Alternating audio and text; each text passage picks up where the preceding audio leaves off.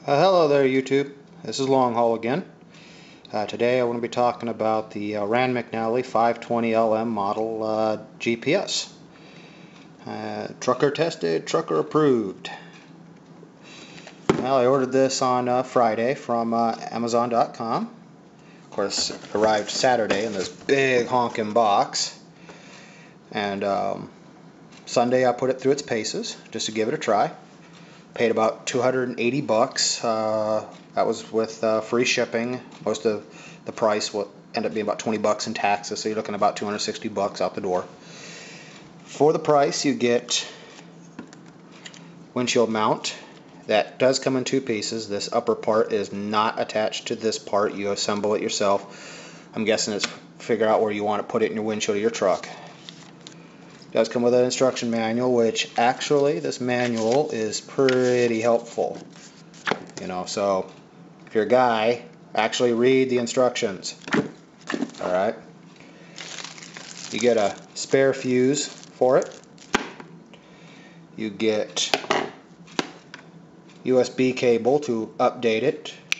I plugged mine in and found that it only needed about 3 updates. You also get your car charger, which works very, very well. And you also get the little accessory book here that lets you, they sales pitch more stuff for your thing. After using it all day yesterday, I probably am going to order the sunshade. It probably makes it a little easier, but I'm not going to rush right out and get it. I also got, as part of the deal, got lifetime free map updates on this little beauty here, and 1-year traffic updates for, as part of the package. Now, it's a pretty robust little unit here. It's got these little ridges here on the side. They're almost like a rubberized catch-all there for making sure you don't bust the bejesus out of it.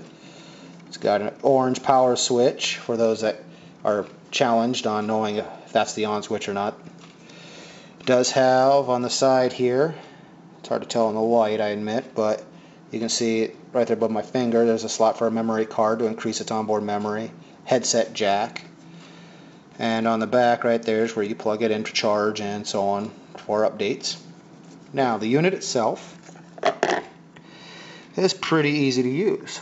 I have found battery life, though, is not much more than 30 minutes when it's not on the charger if you're using it.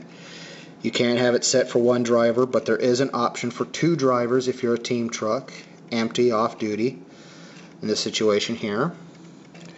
And you can go to preferences first. There you can set it for where GPS for the truck. I got set for Arizona, it's where I'm out of. No team driving, automatic, so color changes. Now let's see here. We'll scroll down. You want to add your own point of interest, update driver status. I have it set automatically so it can do it on its own. Mileage log, load prompt, so on and so forth. Keyboard, the usual. Like I got mine set for Samantha. I found Tom, the other voice option out of the box, is annoying. Now you go to route there. You can select how you want to have it set. You got fastest route, freeways, toll roads. I have it shut off on U-turns, states, cross-country borders in case I ever go to Mexico or Canada.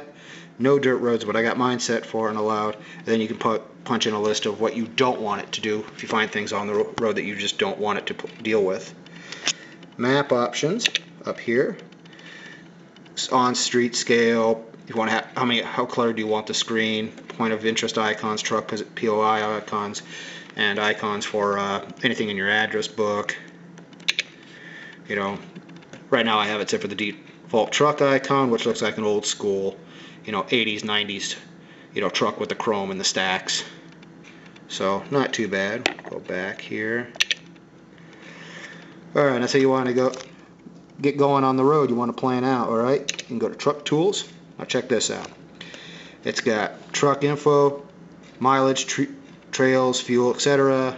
Calculator if you need a calculator.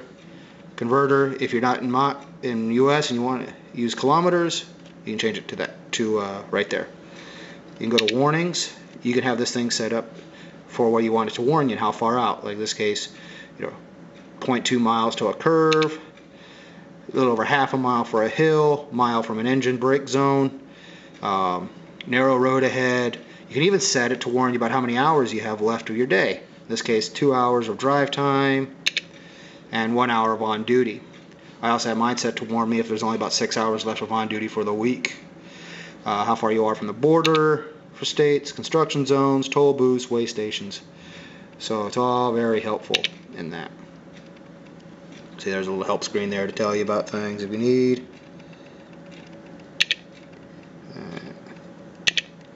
Now, you want to start your load. Say you want to find out how far away you are from something real quick. Quick planner comes into effect. Now I have it set for 22 cents a mile. You're actually supposed to set your cost, but if you're getting paid, you can put in pay. You know, total, they're figuring you at 55 miles an hour. You know, City 1. You know, let's go with Phoenix.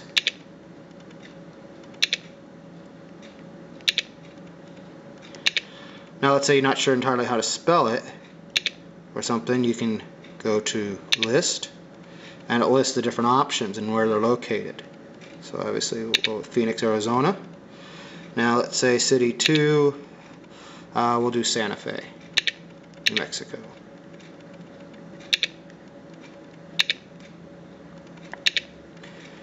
You know, space. There we go. Now it says Santa Fe, Missouri. Again, we'll list. We want New Mexico. There we go. Now it does from city center to city center. So in this case, 463 miles. They figure at 55 miles an hour, take you almost 8.5 hours to get there. Cost per mile, 22. Total, $101.86. So works real well if you want to tell how fast your money is going to go and go out your pocket or in your pocket, depending on how you want to look at it. And you know, go to map. It'll just show you your normal map. Like in here, it shows where I'm sitting. And it's like your normal GPS. It'll have the green route. You know, please follow the highlighted route. But we're not going to do that today. You know, now let's say you want to find out about how you want it to plan. You can actually program it right here. Hazmat, weight, if you're loaded, empty, the size of your load. In this case, I have it set for the standard trailer height. It will go very large. I've tried it out yesterday.